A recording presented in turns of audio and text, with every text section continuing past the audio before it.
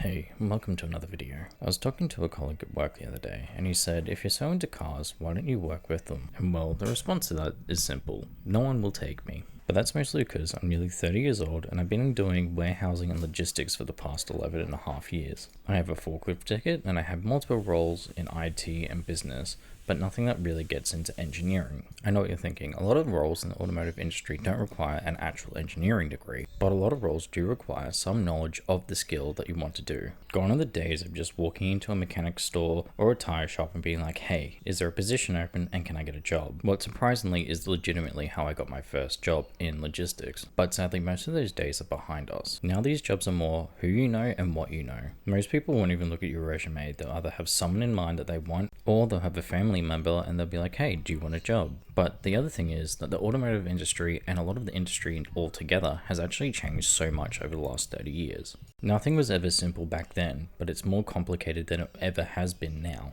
Considering now that working on a modern car means more electrical work than anything else. Not only now is it harder to find a job, it's also harder to find people that are suited for the roles in those jobs. As people will tell you, working on cars is not as easy as it seems. Everyone wishes that upgrading your car was just as easy as it is in video games. But sadly it's costly and there's a lot of parts that need to be replaced if you want to do anything to your car to add power or just to have more fun with them. And well, the more expensive the car, the more expensive it is to upgrade or keep running on the road. And with more specialty parts coming out for each different vehicle that exists, what means there needs to be more skills, more training, and more understanding of each vehicle. Gone are the days of where mechanics would just look at a car and be like, I think this may be wrong with it. Because some cars just have everything wrong with it. Because some cars just have so many specialty items in them that there's so many things that could actually go wrong. But if only it was as easy as every other car game where you can just be like, what do I want to put and how do I want to change this car? Because not every person can be like TJ Hunt with all dream cars. Because let's face it, he makes it look easy because he never makes it look like it takes years to do these cars. Some of them he does in a year. And that's designing his own body kits and working on his cars. He isn't the only YouTuber that can do this. Beers for Build is another great example of this. It's a team effort for everything you have to do put into these cars. Because the sad reality is, it's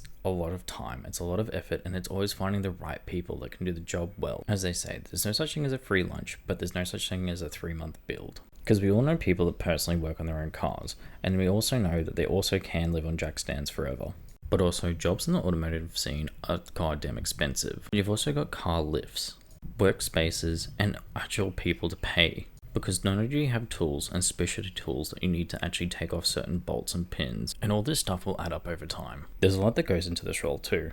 It's not just a 9-to-5 job. This job really doesn't let you leave any time you want. You have a set time and a job that needs to be done then and there. The customer doesn't care, it just needs to be done. I'm already pissed at you that the job's costing so much. Why does it take so long to remove one part? What do you mean this small little part is the reason why my car exploded? What do you mean you have to take the entire dashboard out just to get to my air filter? Everyone should know that working in the car industry is a thankless job. Most people that have to deal with cars don't like cars. Most people see cars as a depreciating asset. They're not really something you tell stories about or make YouTube videos about, really. To most people, cars are hated.